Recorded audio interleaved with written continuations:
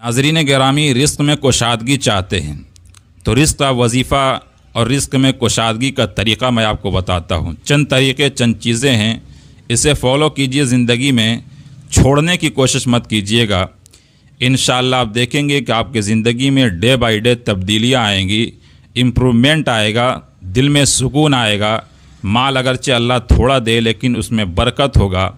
यह काम अगर आप करते हैं, देखिए सबसे पहला काम यह है कि अगर आपके वालिदैन ज़िंदा है, माँ बाप में से दोनों या कोई एक भी अगर ज़िंदा हैं तो उसके साथ हुस्ने सलूक कीजिए, अच्छा बर्ताव कीजिए, उनके साथ नरमी इख्तियार कीजिए और उनके लिए जितनी फरावानी हो सकती है आपकी इस्तिताअत के मुताबिक वो फरावानी मुहैया कीजिए। तो ये काम करने से भी अल्लाह तबारक व तआला आपके रिस्क में कुशादगी पैदा कर देगा, ज़िंदगी में सुकून पैदा कर देगा, घर में इत्मीनान पैदा कर देगा, घर को जन्नत बना देगा।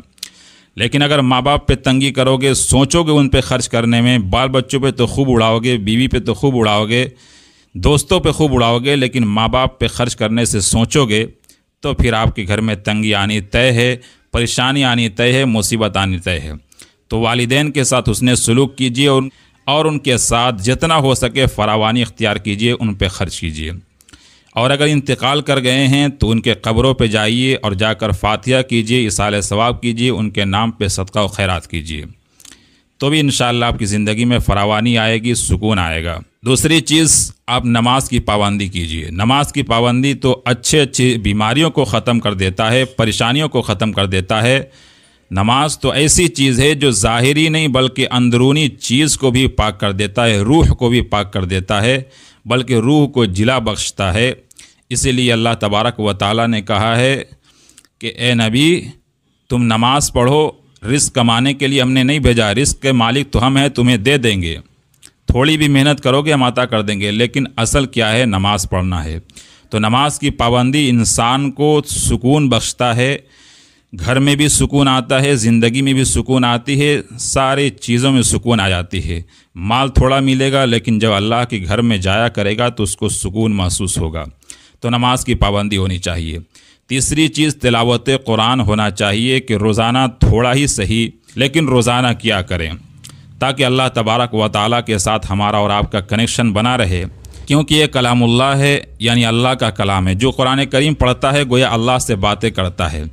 तो जाहिर सी बात है कि जब हम पैदा करने वाले की, जब कोई चीज़ जो पैदा करता है उससे हमारा ताल्लुक़ हो, या फिर बड़ा जो डिस्ट्रीब्यूट करता है, जैसे दुनिया का जो सरकार होता है, उससे ही हमारा ताल्लुक़ हो, उससे हमारा गुफ्तगू हो जाती हो, तो फिर हम आजू बाजू में बैठे लोगों की फ़िक्र नहीं करते हैं।